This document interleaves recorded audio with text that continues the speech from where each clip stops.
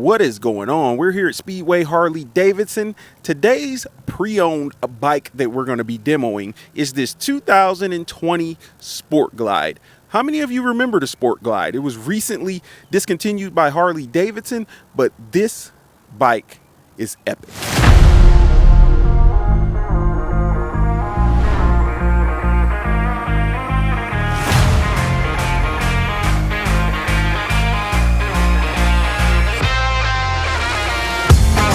So real quick, let's go over some of the specs on this motorcycle. This bike comes with the Milwaukee 8 107 in its stock configuration. It's putting out 108 foot-pounds of torque, but as you can see here, this one has a K&N air filter upgrade on it, so I'm pretty sure it's putting out a little bit more torque than that. Has a 5-gallon tank. You're gonna get a seat height of 26.5 inches, and the bike has a wet weight of 699 pounds. Now I bet these bags are looking quite familiar to you. That's because these are the same bags that are now on the Lowrider ST. The Sport Glide was the first bike to sport these bags, and it gave this bike kind of a dual purpose where it could do some touring, as well as those are quick release bags. You can just pop them off and go out and ride this bike in its bare configuration. You can even remove the front fairing as a quick release, so you're were able to get 3 looks out of this bike. From the factory, it came with the 2-in-1 exhaust, and I don't know too many other Harleys that come with the 2-in-1 exhaust straight from the factory. I'd like to see that start happening, and it's on the soft tail chassis, so you're gonna get an amazing ride. Speaking of ride, let's find out how it rides. Okay, real quick before we pull off, let's take a look at your controls, as well as what things look like when you're sitting on the bike. The speedometer is located right here on the gas tank. Over here on your left, you actually have the option to cycle through the options on the Speedo. You've got a horn, you've got your cruise control settings, you've got your left turn signal and your high or low beams. Over here on the right, you've got your hazards, you've got your start switch, you've got your stop and run switch, and you've got your right turn signal. Let's get her on here. And as you can see on the display, you got this nice digital readout right here at the bottom with an analog speedometer. Now, when you cycle through here, you're going to get quite a few options in here. You got a digital gas gauge, which is showing. You got your current mileage, which is on the bike, which is at this point 3,458 miles, which is low miles for a 2022. And the bike is in great condition. When you cycle through, you get your trip A, your trip B, your remaining miles to this tank of fuel. You're going to get a clock. You're going to get a digital RPM gauge. And then you're going to be back to mileage. All your indicators are located right there. Now let's go ahead and crank her up. I'm not sure if you can hear that, but that does not sound like your typical Harley in its stock configuration. The reason for that is they definitely have done something to the exhaust or added an exhaust on this bike, because that sounds pretty good. You've also got your engine guard here with highway pegs. So they've definitely added on some things to this motorcycle. But let's get out here on the road.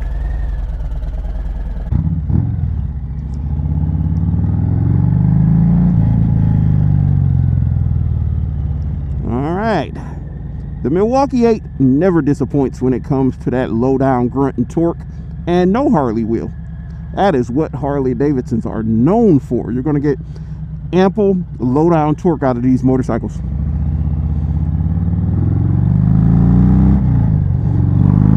Woo!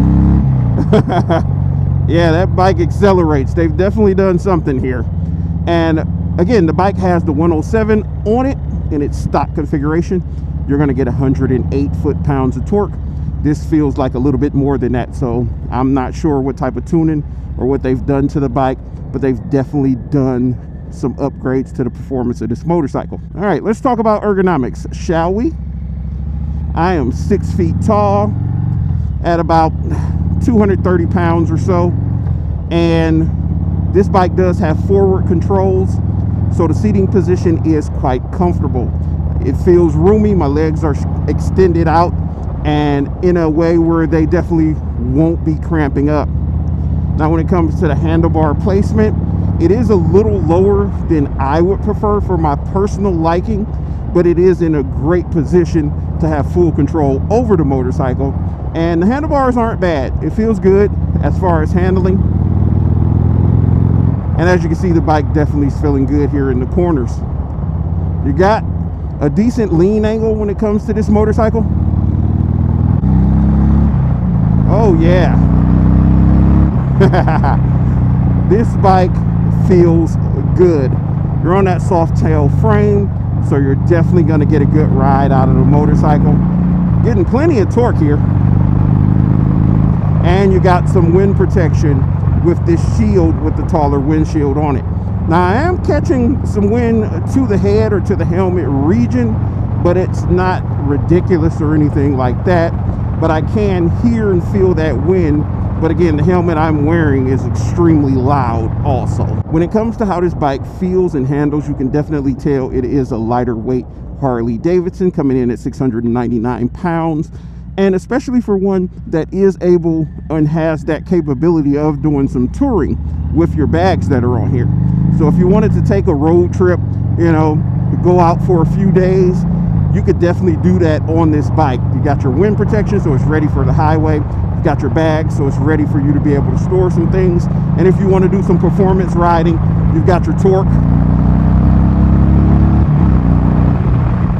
And you've got your performance. And as you can see, the bike handles really well coming into the corners. And it should. It's on that soft tail platform. The one thing about these motorcycles that sometimes I wish was a little bit different is the placement of the speedometer. So when I want to look at my speedo, I actually have to tilt my head down to see what speed I'm going, which isn't that big of a deal. Typically when I ride with the flow of traffic anyway. But if I do want to know what speed I'm going, I have to glance down and take my eyes off of the road. That's probably the only gripe I would have with this motorcycle. When it comes to comfort, it's extremely comfortable.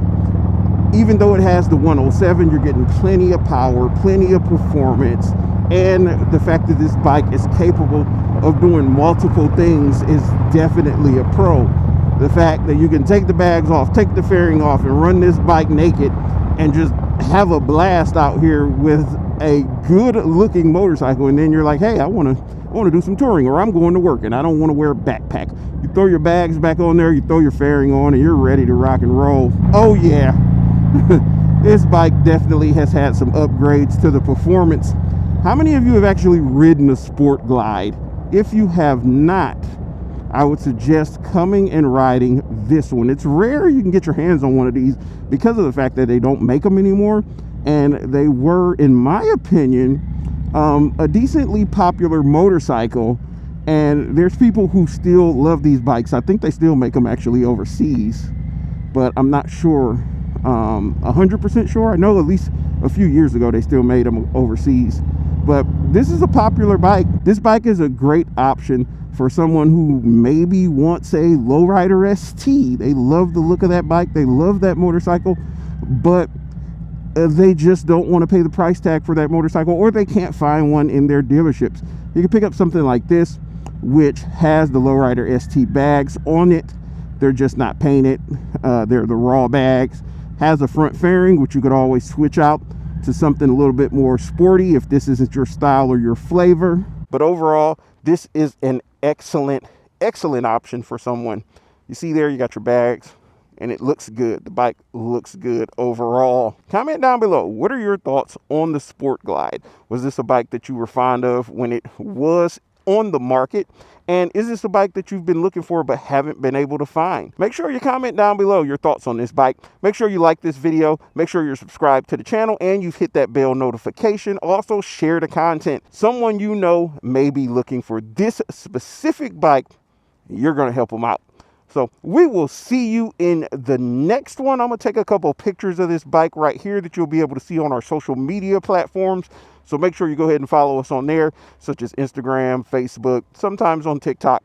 But again, we'll see you in that next video. If there's a bike you'd like to see a review on, comment that down below and we will definitely try to accommodate.